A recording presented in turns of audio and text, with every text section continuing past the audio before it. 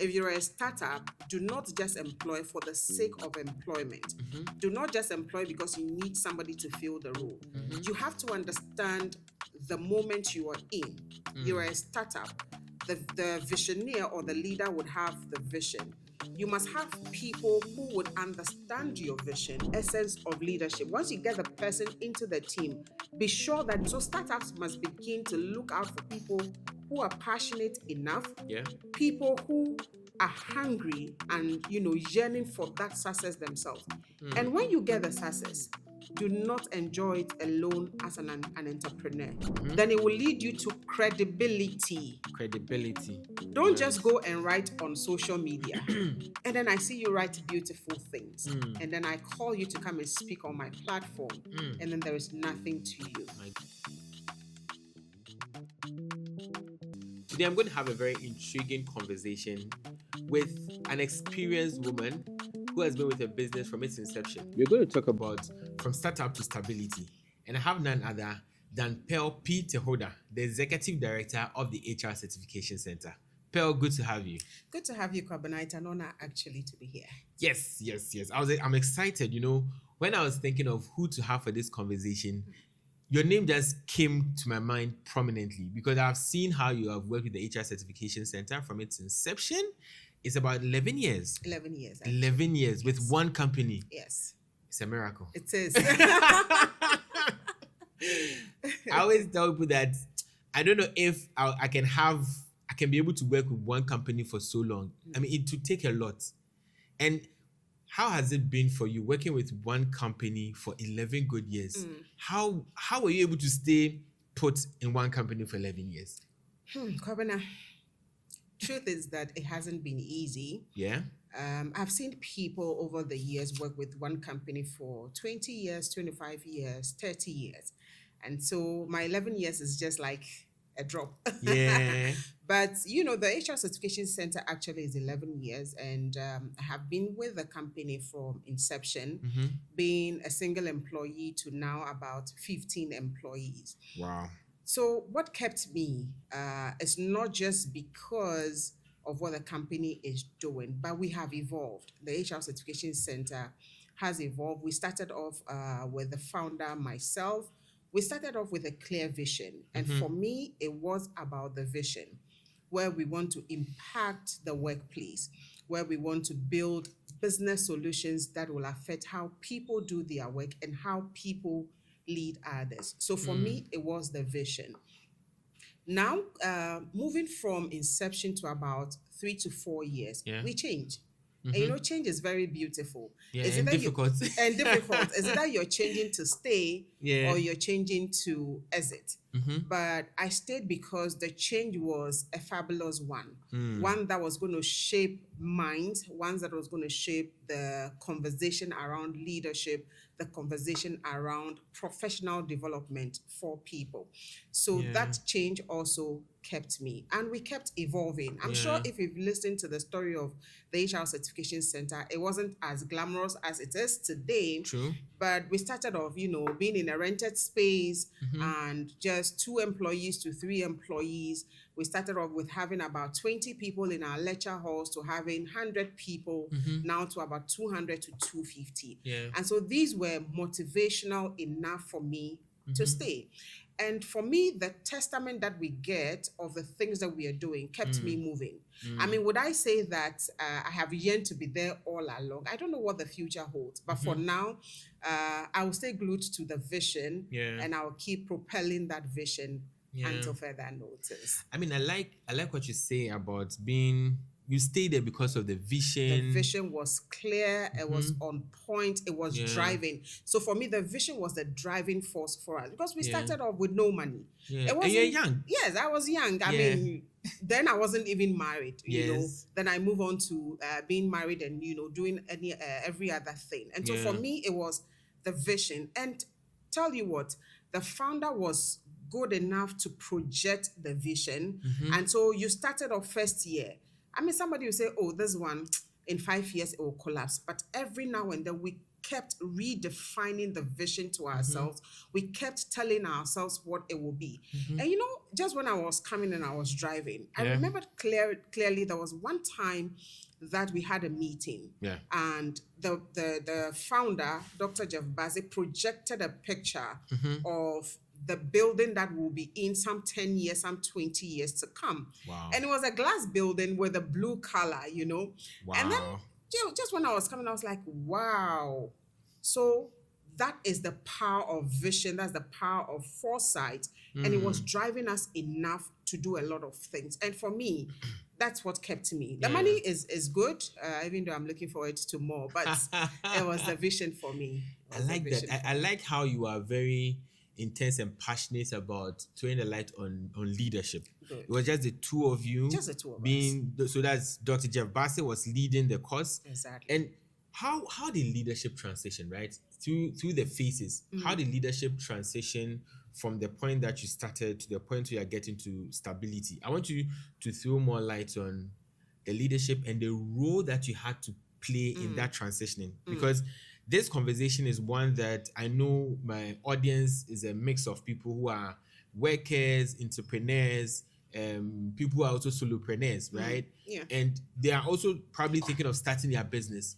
So at what point, how did leadership transition, right, from startup into maturity, and what role did you play? Good, Kwabena. Talking about leadership as though at the time we had any, my boss was in charge, Dr. Jeff Bassey, carried the vision with a lot of fire. Like I mentioned, he made sure that we understood the vision and where he was going with it. We were more operational and transactional at the time.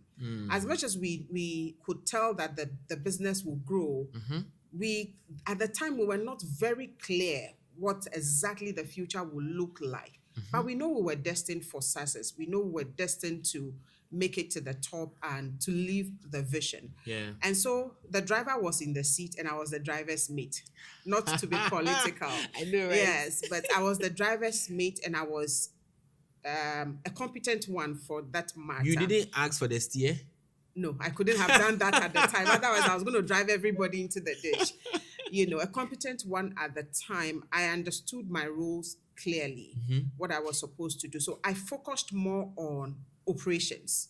Right. And operations, I made sure that we were doing things that were not just for the day, for the time, but things that will last or the things that would take us into the future.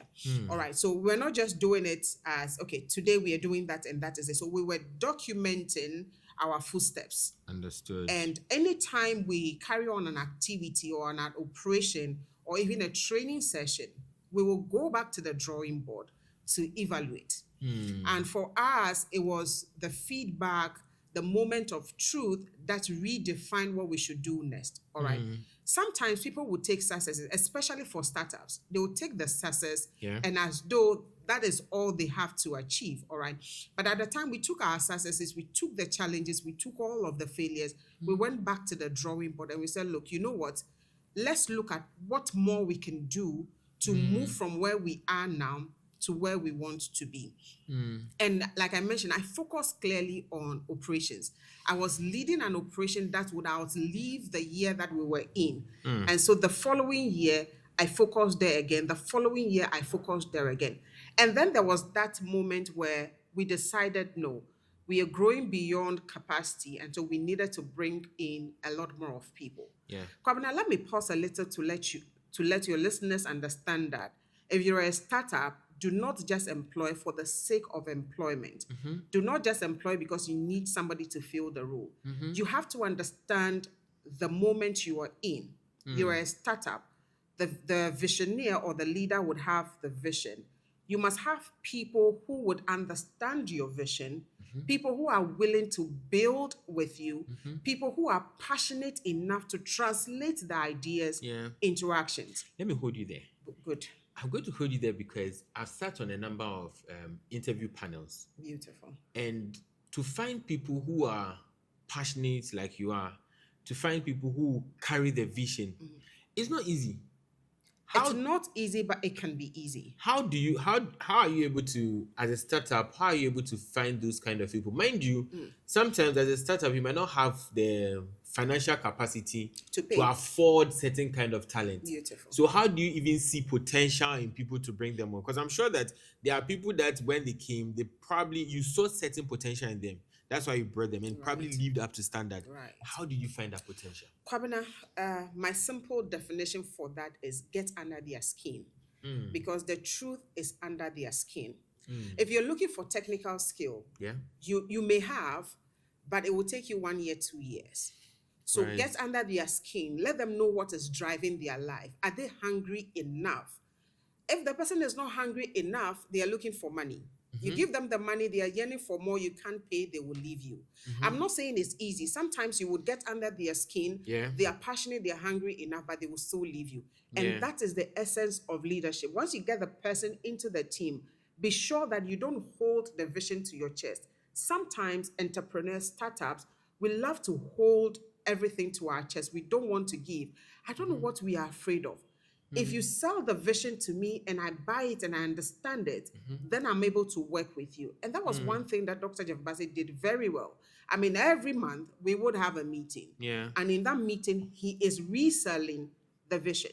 And he is looking out for those who are acting the vision, those who are thinking beyond today. And you see, what I have done over the years is that when I take people, you are passionate, Yeah. but passion is not enough.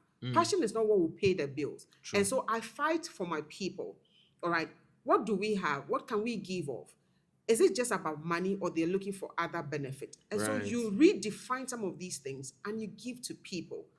That is not to say they will stay with you 100%, but if you have even 80 to 70% of them staying and driving the vision, that is good. So startups must begin to look out for people who are passionate enough, Yeah. people who are hungry and yearning for that success themselves. And when you get the success, do not enjoy it alone as an entrepreneur. Share the success. Mention them to the rooms that care to hear their needs. And Dr. Jeff Bassett will do it beautifully. Wherever he Yeah. finds himself, he would mention my name as the driver's mate who was driving with him.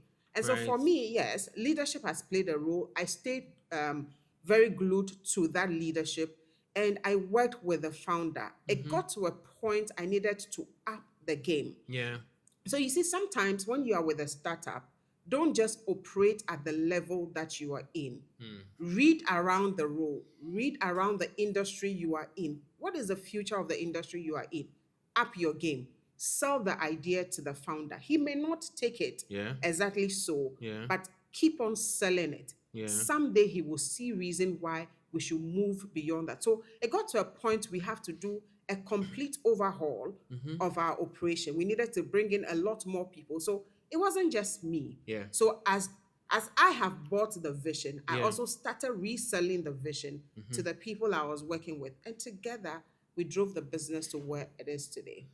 Let me put a hold on how the business has come. Good. And let me get personal with you. Let's go. How did you get to move from that operational level to the strategic level? Because when I see people say that I started with the business and the business has gone and left me, right? You see people who started with the business is doing so well, but that's not the same story for their personal development and whatever position they even have in the business. So how did you, the question is, how did you pivot from operational to strategic? I'm a very selfish person. Ha! Yeah. And I will tell you that, look, if there's anything at all you should do for yourself, Yeah. be selfish about your growth. Yeah. I want you to explain selfish properly so that people don't take the wrong impression of who you I are. always want more. Kwabena, I always want more. And in life, if you do not want more, then what do you want? And Right. that more you want won't just be handed over to you. You have to go get it. All right. So it got to a point I was beginning to feel stagnant in my role. Okay. And I kept asking myself, what is next for me? And so, the organogram at the time was a very lateral one where you have the CEO or the executive director, you have Yeah. the chief administrator, then you have the operational staff. what is next for me then as the chief administrator? Right. Is the executive director, who is the founder, going to resign for me to get into the role? Probably not. Probably not, But I started grooming myself Right. just in case. So I started developing. So I started reading around, what does it take to become an executive director of such a firm in this industry? Then I started reading around, if I have to exit, what is next for me? So I started searching for information. I started asking questions. There was a time I got to my boss and I asked, how do you do the things you do? How do you think as the leader of the organization? Where do you want to drive this organization to? And that was more revealing for me, adding on to the knowledge I have already acquired. Kwabena, I went into the organization with a first degree. Was I going to assume a leadership role with a first degree? No. So I started educating myself formally and informally. Kwabena, I Right. love to read and I love to speak with people in my own small way. So I started asking questions. Then there was this fine afternoon, and then the call came. If I have to exit this role, are you prepared? And I said, if I am not prepared, then I haven't learned anything. Where did that call come from? It came from my boss, Right. Dr. Jeff Bassey. But Kwabena, was it just handed over to me? No, I prepared in waiting. And it's one of the mistakes we do.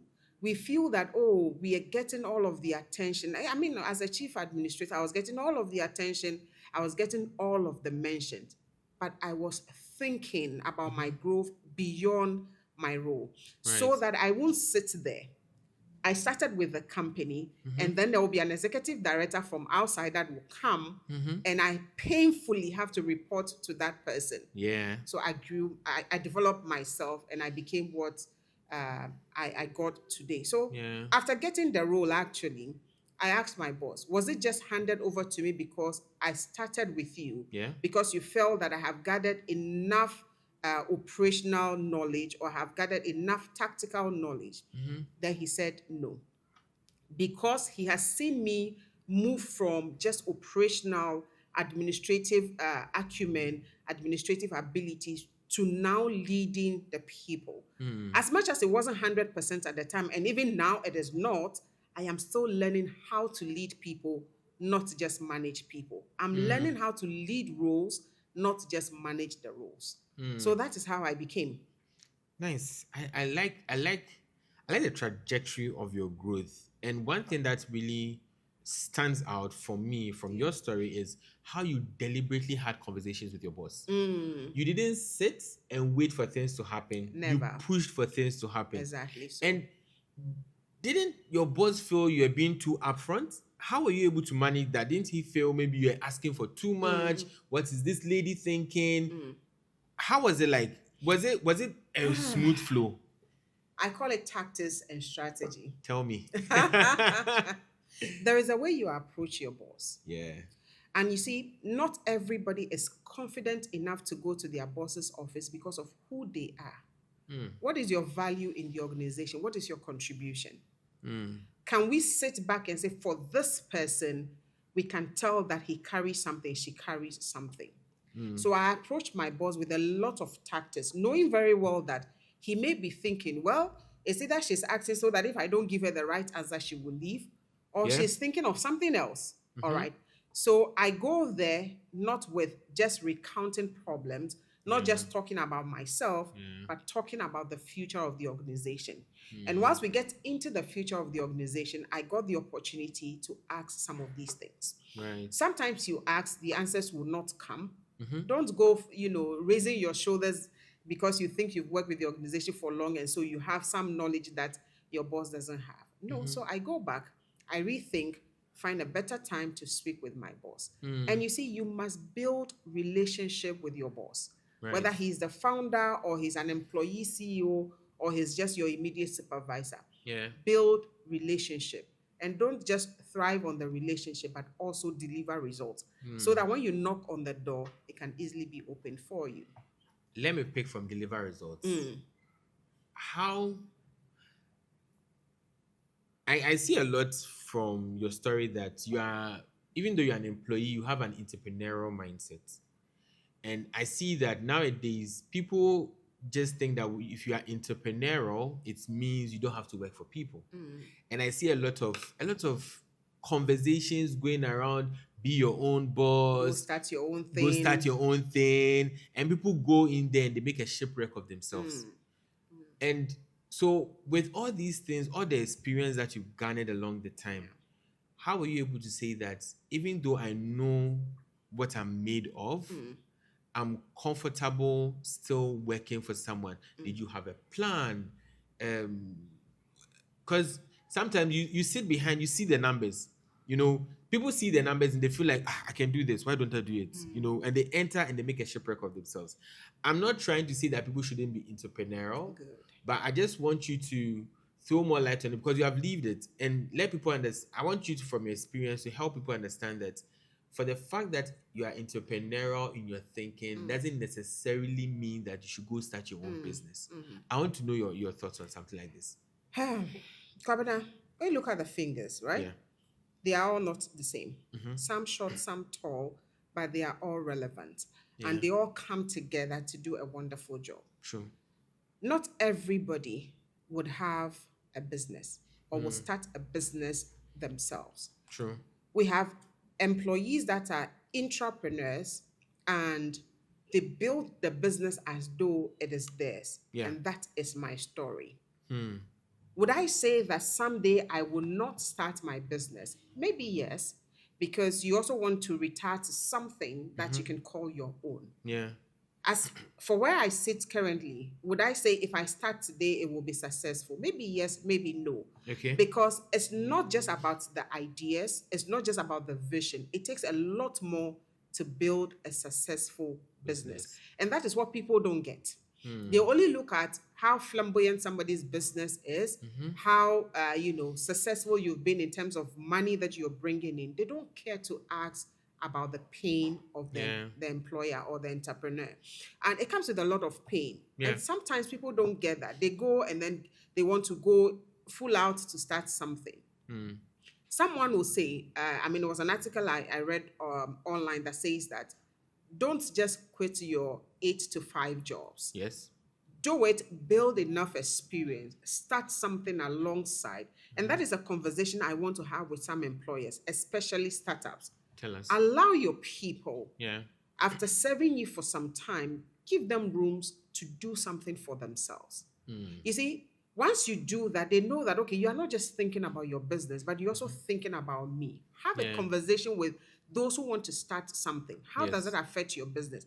If it doesn't, give them the opportunity to do it. And that alone is benefit that will help some people. Some employers, some startups don't want to have this conversation.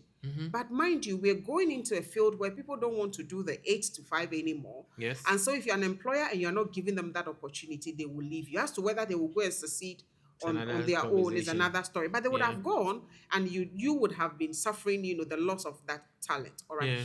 So I stayed glued for the 11 years, not because I do not have a plan, but because I feel I am contributing some value that is very noticeable. When you go into some space, corporate spaces, you are seen as though you are an employee of an organization, but you are seen and people see the value you're bringing to the organization. You're making something work. And that alone is value. That alone is legacy. You can keep on going. And then sometime you decide that, look, I have served my employer enough. I want to go and do something. Yeah. And you see, by that time, you would have gained a lot of social capital that you can use to start your business. Yeah. And sometimes you'll be surprised that your boss himself or herself would even do referrals for your new business. I think that is the part a lot of people are missing. Wow. I think that's a big one for entrepreneurs or even startup owners to take in. It's a lot. Allow... I know they don't want to have that conversation, but then you will be losing talent. Some people don't want to take all of the time to go and do it. Even if it's just one day off the week, they want to feel that I am also doing something. You see, they see you with all the value you're bringing, with all the is it the fame they call it? People are, all around you because you've started something. Yes, They yes, feel yes, that yes. euphoria and they also want to do something for themselves. Have a Understood. conversation. Yeah. And of course, this is not for every employee, but Yeah. have a conversation with those who will come up that they want to do something. Guide them. And even out of your guidance, they may see reason that, okay, it's not yet time. Let me be here. Let me stabilize a bit. Yeah. Sometimes we rush and then we get there Yeah. and then there's nothing and Yeah. you're struggling to come back. Yeah. So do it properly and so that your employer can trust you that you're doing my business, and at the same time you're also coming up with something for yourself. I like the sincerity with which you are saying this, because you are quote unquote the one probably running HR certification center, the CEO and everything, right? I take that. And you are being very honest and vulnerable with something like this. I'm sure that the team that works with you will definitely come to you and say, oh, they will come. You said this on the Competence podcast. Yes. Let us have a conversation Kwabena about will have it. that conversation. I am very open to it. We'll have that conversation. Nice. You said something about you entering in certain spaces and people now noticing you for the value. I'm going to ask a question that is around personal branding. Over the years, how have you reinvented yourself? Okay, from starting as a small startup, being fully engrossed in the operational work, now doing the strategic thinking. How have you also been able to throw that spotlight on who you are and the value that you have to offer, not only to your employer, but to business at large? Kwabena, I think that I won't take this credit for my employer. The work I did in the past and the work I am doing now has largely contributed to people giving me that spotlight. Now I speak on platforms. I mean, sometimes as a keynote speaker, sometimes as a resource person, sometimes as a panel, because of the work I am doing with the HR Certification Center. I wouldn't say that I have been there some 10 years ago, and you know that for a fact. I struggle to speak, and I struggle to get into certain spaces. But because of what I do and because of where I want to go to, now I have a beautiful plan, and so I am intentional about a lot of things. Nice. And so I get into certain spaces that hitherto I wouldn't have. And now I accept to speak on platforms. I expect to engage people because of where I am going. Yeah. So if there is anything about my personal branding, it started about 2 years ago. Okay. Right. As much as I was aware or I had knowledge that I have to do this, build a personal brand, especially one that will stay away from HR Certification Center. It started for me about 2 years ago, and I was deliberate. So away from HR Certification Center, what do you want to do? What do you want to be known for? I hope you're enjoying the conversation so far. I have an important announcement to make. From our analytics on YouTube, we noticed that only 5.4% of our viewers are subscribers, meaning that 94.6% of you watch our content but do not subscribe. If you think that we are sharing some good content, please subscribe to the Kwabena Dapa podcast. Let's continue our conversation.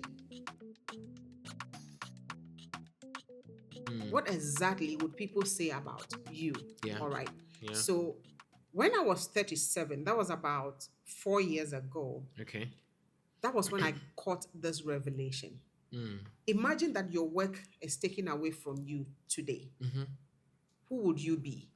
What would you be? So then I started planning my personal life. Now, people don't want to be in everybody's spaces. Yeah. And if you are not, who will know you?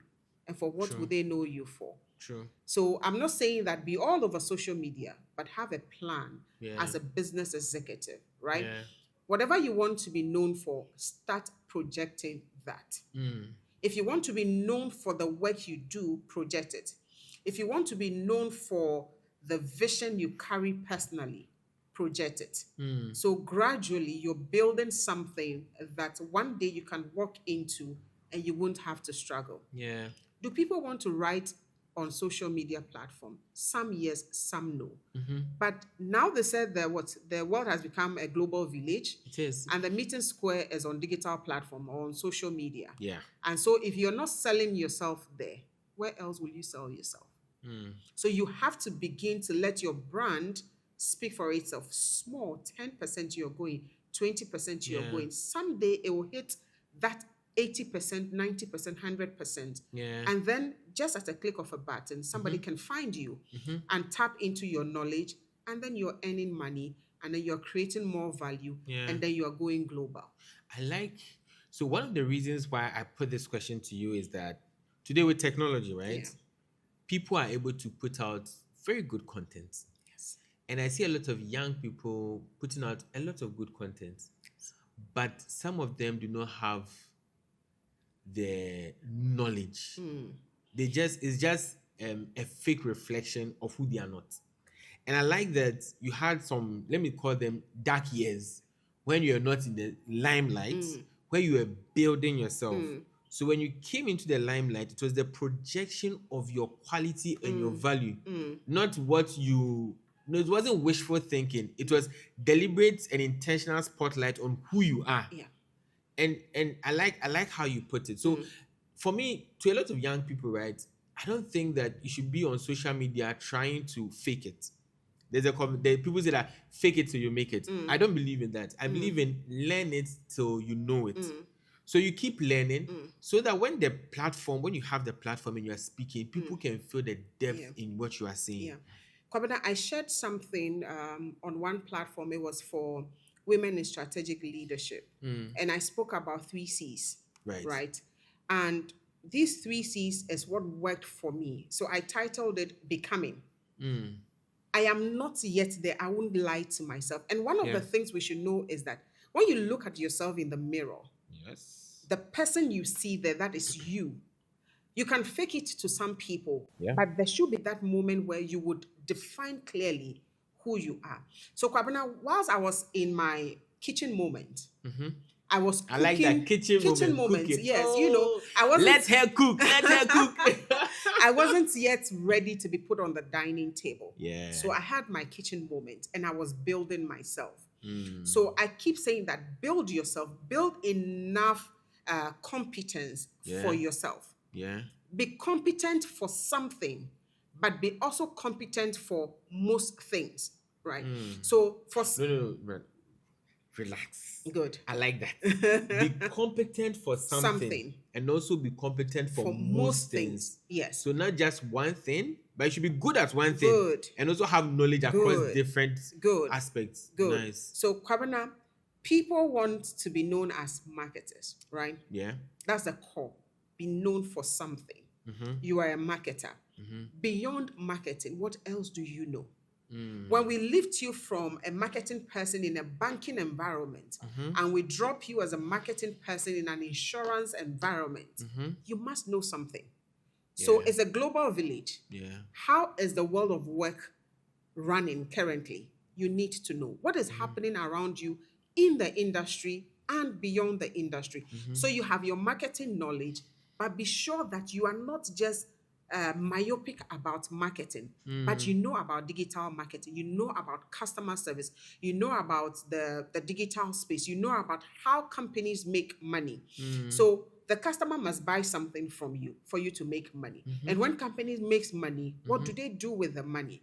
If I make money today, can I invest in something else? So you have knowledge of most things. It makes you valuable. It makes you credible. All right, so that's my next C. So you build your competence. So the first C is competence. Build your competence. That is your knowledge, your skill. Then it will lead you to credibility.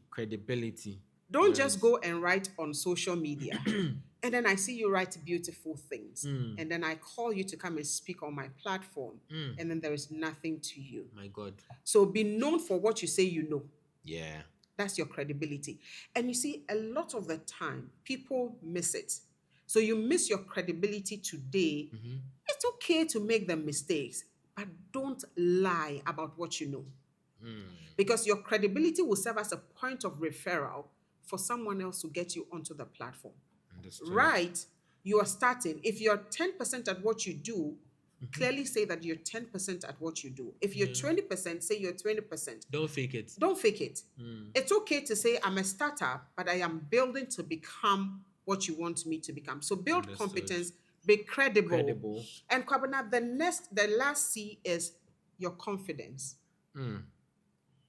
And you see, when you build competence, you have the skill, you have the knowledge, you are able to apply it, and people can say that for Pearl, give her that business and she will run it. That is your credibility. It automatically leads you to your confidence. And you see, that confidence will come naturally because you're able to apply it, and people can tell that you know. So your confidence will come. There are some people who are born natural talkers. Yeah. That is not the confidence I'm trying to define. So there are some people, because of the environment and where they've been, the exposure, they can speak wherever. But when you're speaking, what is coming out of the speech you're making? Can people connect to the knowledge you're sharing? Relevance. Good. Then the confidence will come naturally. So don't jump the competence, don't jump the credibility, and start off on the ground of confidence. So that is how I am becoming, and I'm still learning. And so every day that I encounter a challenge, a business challenge, I learn from it. And with that knowledge, I'm able to build business solutions for especially startups, because I have done it with HR Certification Center. And so I can lift that knowledge and replicate it for other businesses. Becomes a template. Beautiful. And that is the relevance. And that is why when people shine the spotlight on you, you don't go and hide, but you accept it, you project it for what is ahead of you. Go for it. Go for it. Go for it. Okay. Now, we've got some understanding of who you are, right? And I really wanted to let people understand who you are, because in today's board of business, especially from the marketing arena, CEOs, executive directors, people at the top are like influencers for the business. Today, there's an issue around with pay stack because of certain things that one of the co-founders put online. It's his personal life, but it's affecting the business. So as a founder, as a CEO, as an executive director of a startup, don't think that your personal decisions are away from the business. It can have that ripple effect on the business. And I'm smiling because, Governor, the last time I was driving in traffic. And the usual me, when I see my condensed milk, I want to buy, know. And, before I wouldn't even pause to see, is somebody watching? That's not to say I'm faking my life, but I am looking at myself as a reflection of my business. You have become aware of certain things that hitherto you were not. Good. And so I won't just go and post things on social media, even though it's my personal space. But some people are quick to tag whatever you say to your business. So before you write, how will this fare? How will this reflect on the brand we are building as a business? And so don't just do anything. Don't just say anything. Understood. And before you do it, think about it. When you were accepting the role, you really didn't think about it, but now you have a moment to pause and say, look, I am a reflection of my brand. What is this brand that we are building? What I am doing, what I am saying, how I say it, and how I even put it across, how will this affect my brand? There was an issue of somebody who went to, is it a cinema or a show? I think an executive from a business with the girlfriend, and it became a whole plays events. Good. Yes. It became a whole lot of issue. And people were saying it's his personal life.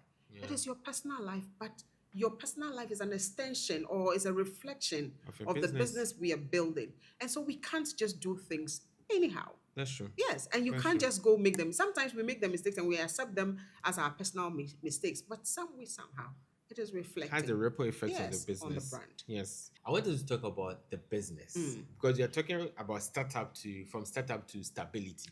Beautiful. Now, there's a saying that if it's not broken, don't fix it. You have been running this business for 11 years. There are certain processes, there are certain ideas, there are certain strategies that you have been running over the years that are working. Yes. How do you look beyond the strategies that are working in order to be agile to changes in the environment? So, for instance, the Nokia story, I heard at some point the CEO said that we did nothing wrong, but we're out of business. It was working, but they didn't see what was happening outside the business, those external factors. So as a startup, how do you, even though you have the processes that are probably working, how do you also lean your ears to what is happening in the environment so that you do not become, like Nigerians say, unfortunate? That's true. So, Kobana, it's about where you want to take the business to. And so I will start off by saying that you need to research, Right. not just on the business. So for us in the HR space, we are not just researching about HR.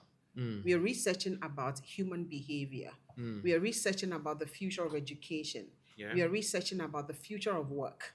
Because whatever happens in the workplace directly affects the things we do. True. And so research, you can have somebody do the research, you can tap into someone else's research, you can have your own team do the research and read.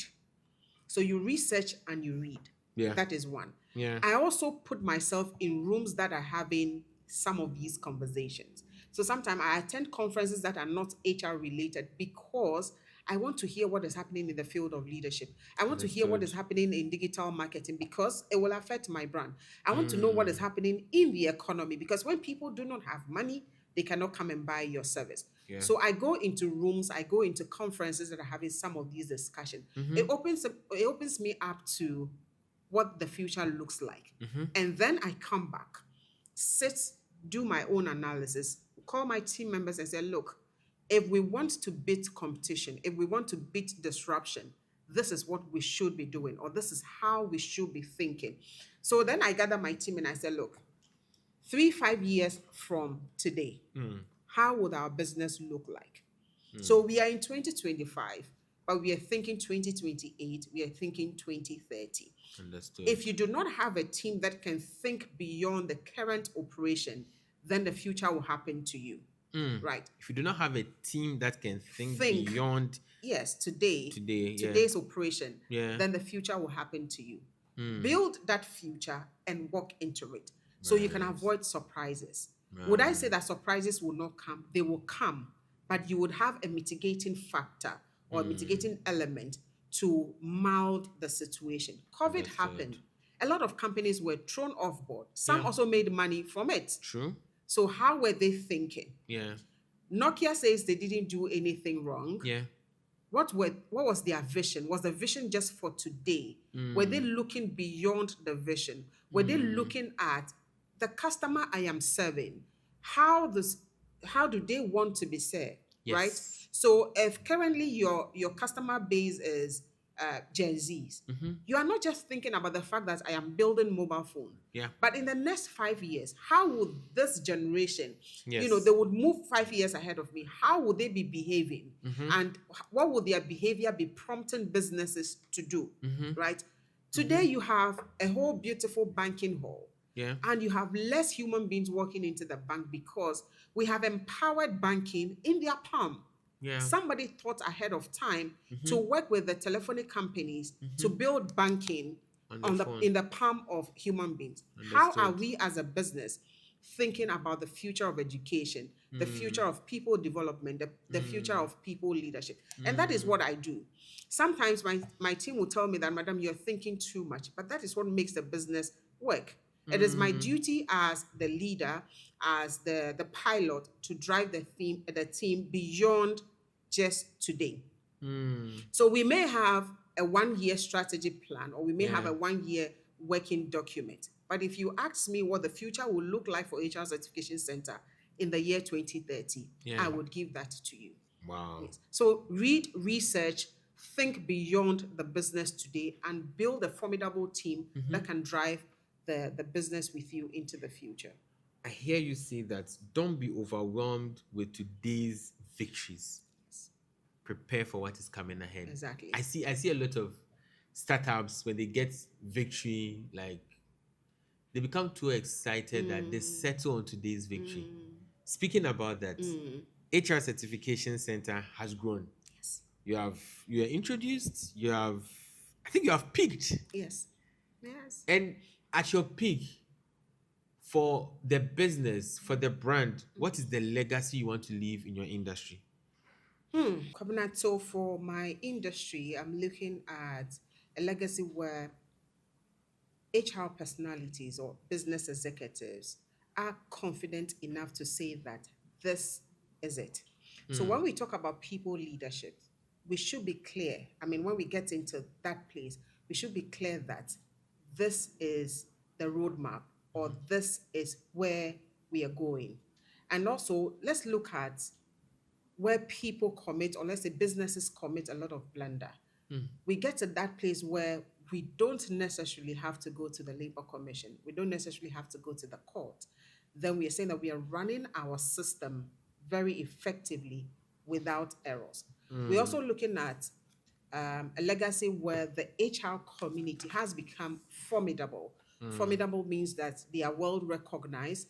They have exceptional value that they are contributing to the space wherever they find themselves. And that is the legacy that I want every executive, every business executive, or every training institution, or every HR service institution to build, where we can come together to say that we have built a formidable HR community, we have built a formidable business community where the ecosystem is very seamless, where I can tap into resources from everywhere to build the business that we are running. Understood. Now, away from the industry legacy, what legacy would I want to leave for my team or for my business? I want to leave a legacy of systems that would outlive me. So if I exit maybe in the next 5-10 years, there should be systems that can be reinvented to build a business. Somebody should take the system I have built today, look at it and say, look, this is working. Let's review, adapt it, and move forward. I also want to leave a legacy of leaders, business leaders. See, it's interesting how when we are looking for leaders for our business, we want to look outside. What happens to building the next generation of leaders after yourself? It's not just about you. You may be doing well today, but the bigger legacy is when we can pinpoint to somebody to say that, look, Pearl has invested in this person, and the person can become the next executive director or the next CEO. So I'm looking at leaving a legacy of leaders who can run the business effectively, where we don't have to close our eyes and say, oh, they were here and now they are no more, or they have gone back to where they were coming from. No, we want to move forward, do better than we are doing today. All right. So I want to leave a legacy of systems, and I want to leave a legacy of leaders. What next do I want to see? Where the business is not only focusing on the current product and services that we are doing, but where we can expand beyond the shores of Ghana. And that is actually in my next plan, where we can expand beyond the shores of Ghana and say, look, we are taking HR Certification Center and the system and what works, the business solutions we've created, and we are taking it to the sub-regions. And whatever success we are seeing today, it will be said that we are also going to take or get that success in the next life. So that's a big one. So then after me, when I'm no longer on that seat, these are the things I want to see. So HRCC beyond Ghana. Exactly. Wow. That's a big one, and we'll be happy to see it. Oh yes, look out for it. Yes, and how far they have come, I believe it's possible. It's doable. It's possible. It's possible. Now, I also want to talk about as a woman in leadership. A woman in leadership, a woman at the big role. How has it been? How has the experience been? I mean, woman, all the responsibilities that you have to manage. Did you have burnout? How have you managed being a human being? Pavada, do you want the truth? Tell us. I don't want to be political. It's not easy.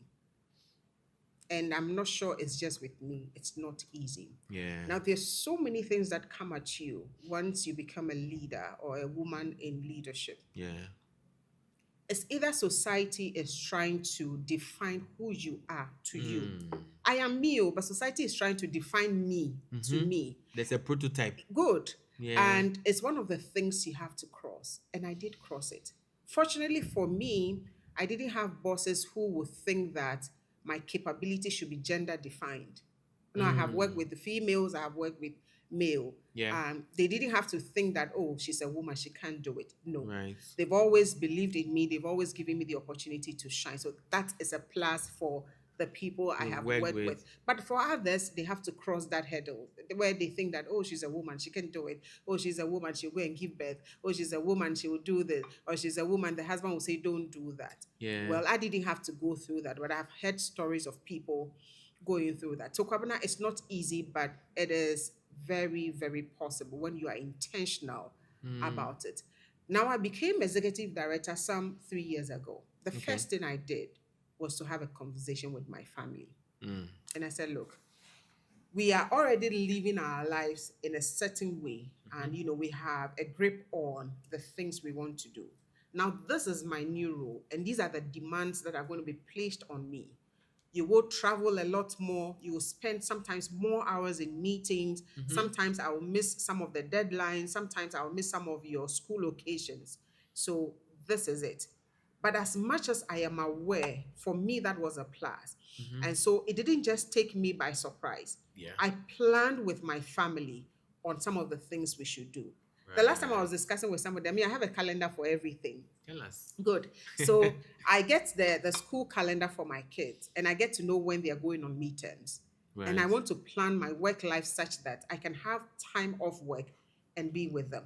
All right. Because whilst they are in school, I'm also at work. So we just have small family time in the morning, sometime in the evening. Yes. But they have about, 4 days of midterms, including the weekends. And I want to spend it with them. And when I have holidays, so we have work holidays and then we have national holidays, Yes. I also plan and spend it with my family. So Kwabena, as a woman, you have to be intentional. I can't say for men, Yes. because I know sometimes they just carry their bag and they are gone. But for a woman, oh yes, you're smiling. I'll not debate that. If I start, we'll finish. But men of today, some of us are different. That's how, okay, some of you, but that's how a man is, typically, brought up. Some men. I beg your pardon, some men. Yes. They just carry the bag and they're gone. But for a woman to travel on a business trip, you have to look at who is taking care of my children. How will they be picked from school? If someone is not well, who is the next line for emergency call? And sometimes you are there and you're even thinking about them. And so it's a bit difficult, or let me say it's a bit strenuous to be a woman in leadership. But if you're intentional about it, you can overcome it, because I have done it. Yeah. My family is not suffering. Yeah. At least for now, I know they are not suffering because I've been intentional about them. And I have a lot of conversations, know. Before I became even the executive director, it was a bit more difficult. I don't know why. When I was the chief administrator, it feels like there was a lot more of burden than me, even now that I am the executive director. Because you're more operational and maybe more operational. involved Good. Than you right. are So today. now I think strategically, and because I have groomed people Yes, you have who a can team. partner with a vision, Yeah. then the burden on me is lesser. Yeah. Right. So when I was the chief administrator, Charlie, I went through serious burnout. I come to work and I'm always tired. And once I am tired, I am frustrated, and I pass on my frustration to my workers. It took one man, and I won't mention his name, to point out that, look, you can do so much when you delegate. Yeah. You can do so much when you have conversation with your people. Yeah. Don't hold all of the work to your chest, because others are also capable. And that was the turning point for me, even before I became the executive director. So I started growing people. I started leading rather than managing. And that afforded me a lot of time to focus on myself. You started trusting. Good. I started trusting. And because I trust you, I can delegate the work to you. Understood. And you see, because I was deliberate about growing people, now I know they are capable and they can do it. So I started giving off a lot of the work. And I became free. Right. Now I can go on leave. I can go on 5 weeks leave. I know. I can plan and travel. Yeah. So now I've planned. You can be here. Oh yes, I can be here. I've planned that every year I'm going to travel because I've been Nice. deliberate about it. So yes, I fought burnout and it's worked for me. Yeah. As a woman in leadership, also sometimes you have to prove your visibility. You can't be everywhere. True. But you must plan your life that you can build that visibility for yourself. You can go for the conference and your family will not suffer. Yeah. You can go for that meeting and then you don't have to prove yourself for it. So you see, I keep saying that capability or success should not be gender defined. What it means is that your worth must speak for itself. What you know and what you can do must speak for itself, so that when we have to appoint that person, when we have to give off that assignment, we don't second guess because you are a female. Because of a All right. gender. But I keep saying that before you ask for the table, have something that you put on that table. Don't just go occupy it because you're a woman and you feel that You're they entitled. entitled, they must consider you. Understood. No. Let your worth, let your skill, let your capability speak for it. Yeah. So that you don't get that, oh, women in leadership.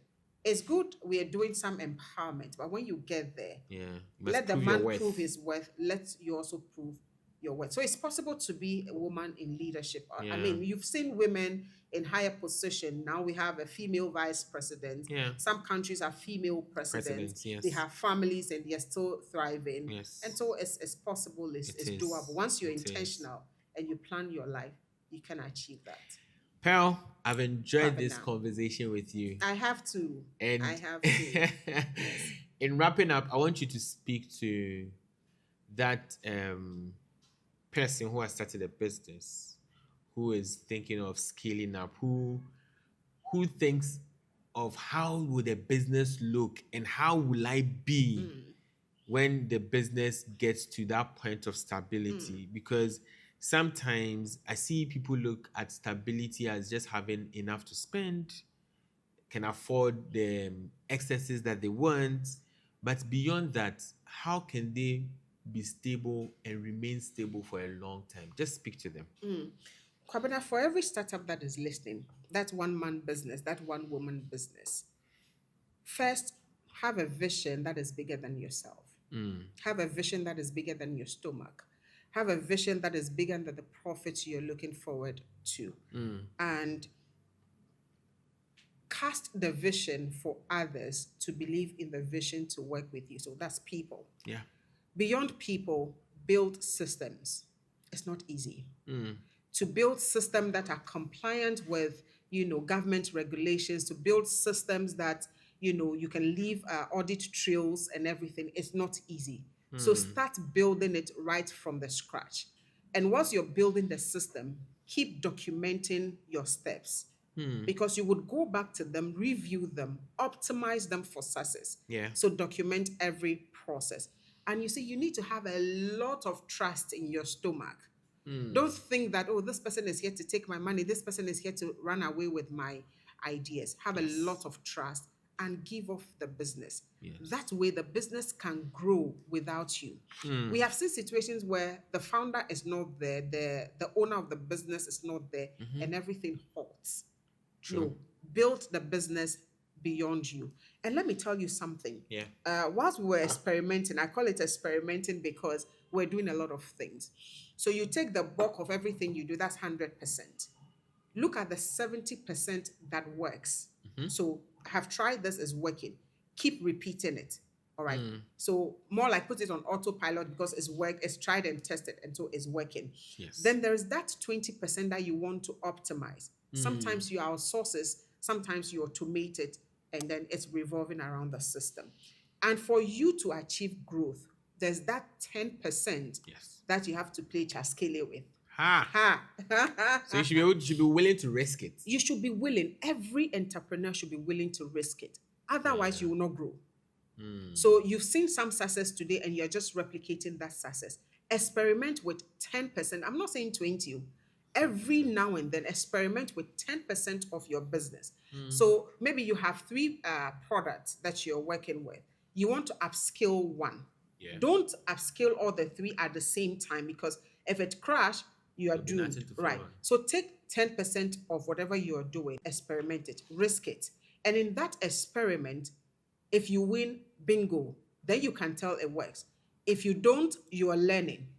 And so you will learn from the mistakes, you learn from the failures, and then you can scale up. And once that 10% has worked, then you can start experimenting with 15. But you see, sometimes people are so afraid of the risk and they don't grow. What did we do with HR Certification Center? We started off with short courses. We chalked a lot of success with the short course.